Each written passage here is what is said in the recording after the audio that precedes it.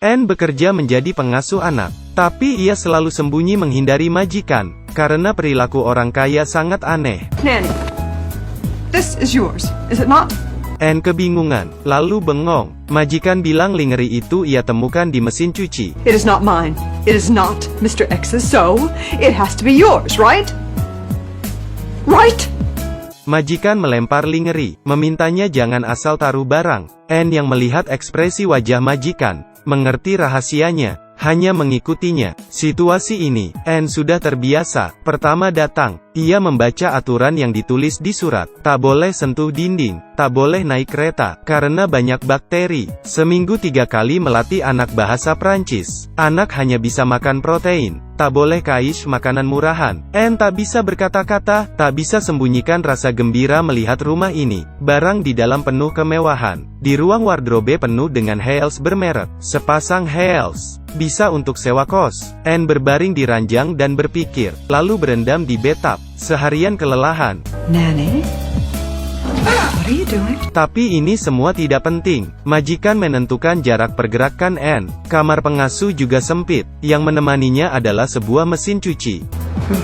Anne tak menyangka, bagaimana ia bisa jadi pengasuh anak. Ia baru saja lulus dari kampus ternama. Saat ia sedang duduk di taman, ia menolong seorang anak, yang hampir ditabrak sepeda. Ibu dari anak itu datang dengan pakaian mahal, bawa tas LV. Ia berterima kasih ke Anne, lalu menawarkan, untuk jadi pengasuh anaknya. Ia juga beri kartu nama ke Anne, bilang sedang cari pengasuh anak. Anne ingin menolak, tapi karena ia juga sedang bingung, jadi ia setuju. Tapi ia tak pikir, setelah menerima, akan merubah hidupnya. Bertemu dengan cintanya, tapi jadi pengasuh sangatlah tidak mudah. Hari pertama jemput George, ia kebingungan. Ia juga masih dimarahi dan dipukul. George mau pengasuh dulunya, tidak mudah bawa George pulang. Di lift, George sengaja melepas celana Anne, lalu kabur ke kamar. Kunci pintu. Saat Anne sedang ketuk pintu, seorang pria datang. Pardon me. Namanya Paul, mahasiswa Harvard, berkenalan dengan Anne. Hey, would you be a sport and unlock the door? Hey. Why are you here? Oh, I'm just helping out my new friend. She's your friend? Yeah, she's my friend. Isn't she your friend too? Not yet. Menghadapi pria tampan, Anne sedikit senang. Saat pergi makan dengan majikan, ia bilang tidak boleh pacaran. Pengasuh dulu karena pergi berkencan, makanya dipecat. Anne tak bisa menahan perasaannya. Sikap George ke Anne masih seenaknya, tidak serius makan, tidak serius pakai baju. Saat mandi, juga menembaknya. Saat Anne buat sarapan untuk George, tak sengaja panci jatuh. George yang melihatnya, mengancam, akan beritahu ibu. Anne tidak tahan lagi. Ia mengambil makanan kalengan, taruh ke depan George. Eat it! Pertama kalinya George makan, ia bisa merasakan rasa yang enak. Anne berhasil menenangkan George. Ini adalah rahasia mereka. Di saat ini, ayah George pulang. Selama Anne di ISNI, ia tidak pernah melihat ayah George. George berlari menyambut ayahnya, tapi tidak sampai 1 menit. Ayahnya menutup pintu, beristirahat. George sedih. Anne tidak bisa berkata apa-apa. Ia menyadari, walaupun George anak orang kaya, tapi ia kehilangan kasih sayang orang tuanya. Keduanya sibuk menelepon. Bahkan pesta kostum, Anne yang menemani George. Gaun yang dipakai Anne dilihat oleh Paul di lift. I'm so sorry. It's not funny. I don't mean to be laughing. You look very patriotic. Hari itu, orang tua George bertengkar. Anne bawa George ke kamar, pasang tenda bersamanya, menghindar dari suara pertengkaran itu. You know what, Nanny? What, Grove? I love you best.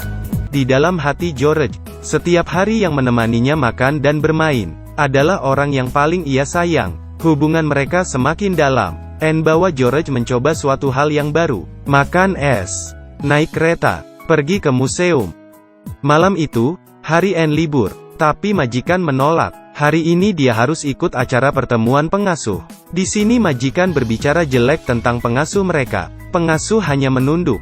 Giliran Anne bicara, ia tidak berani. Ia hanya minta 1 hari libur. Majikan menyetujuinya. Tapi ekspresi majikan kesal. Rupanya ucapan Anne membuat majikan malu. Malam itu, Anne mencari Mary, pergi ke bar minum-minum. Di situ ia bertemu dengan Paul. Setelah tahu Anne seorang pengasuh, teman-teman kaya Paul tertawa, merendahkannya. Anne marah, dan membalas sopan. You want to know about the dads? I'll tell you about the dads. They're chubby, bald, steak-eating, cigar-smoking type A pigs. Actually, it's all of you in about 5 years, so take it from me guys, enjoy tonight because your future looks pretty fucking bleak. Hari itu, ulang tahun George. Ibunya mengundang pertunjukan pantomim Prancis. Keduanya duduk di sofa kebosanan. Di sana, orang tua George bertengkar. Alasannya George tidak masuk TK. Suami menuduh istri tidak menjaga George. Istri membalas, suami jarang melihat anaknya. Untungnya, Paul ketuk pintu. Mengajak Anne makan malam. Bawa bunga. Anne takut ketahuan majikan. Lalu setuju. Minta Paul cepat pergi. Saat kembali, majikan mencarinya. Untuk membahas pendidikan George, mereka bicara sampai malam. Saat pulang kerja, restoran sudah tutup. Paul pria yang baik tidak memarahinya. Mereka duduk di jalan sambil makan pizza, di bawah cahaya malam. Wajah Paul terlihat tampan dan menarik. Anne tergerak dengan ketulusan hatinya. Demi mengejar cintanya, ia ingin mengundurkan diri. Baru ia ingin bicara, majikan ada masalah. Awalnya ingin makan bersama dengan suaminya, tapi suaminya tidak ada waktu. Majikan sedih, ia ingin pergi rendam air panas. Menitipkan George ke Anne. Tak lama, George demam. Tak ada pilihan. Annie menelepon ibunya, seorang perawat. Melihat tubuh lemah George, Anne akan bertahan untuk sementara. 1 minggu kemudian, majikan sekeluarga pergi berlibur. Di pesta ini, Anne mendengar ucapan majikan, yang memasang CCTV. Anne kaget, kesalahan apa yang ia lakukan. Esok harinya, hal menjijikkan datang. Majikan pria menyentuhnya. Hal ini dilihat majikan wanita. Anne keluar. Telepon Paul. Tapi tidak diangkat. Saat pulang, majikan wanita tahu masalah Anne. Ia dari awal sudah tahu hubungan Anne dan Paul. Beberapa hari Paul menelepon. Semua ditolak majikan. Majikan tahu Anne bukan berasal dari keluarga kaya. Tidak akan cocok dengan Paul. Anne kesal. Ia segera pergi dari pulau ini. George yang melihat Anne pergi, mengejar mobil itu. Anne sedih melihatnya. Saat Anne buka amplop, isinya hanya $20. Gajinya berbulan-bulan. Ia kembali ke rumah majikan, menemukan CCTV, marah-marah di CCTV. Saat di pertemuan pengasuh, majikan wanita memfitnah sikap Anne, dan membawa rekaman CCTV, untuk diperlihatkan ke semua orang. Saat diputar, semuanya kaget. Going to a spa when your son has a fever of 104 and not answering emergency calls, that officially makes you an unfit mother. This is outrageous. Stop the tape. Anne memprotes. Mereka bisa duduk di sini selama 3 jam, tapi tidak bisa menemani anak 30 menit. Greer loves you. He doesn't care what you're wearing or what you buy him or what school he gets into. He just wants you there. That's it. Rekaman selesai. Majikan terdiam. Setelah berhenti, ia menjalani hidup baru. Ia berencana pergi ke Harvard, tapi ia tidak sendirian.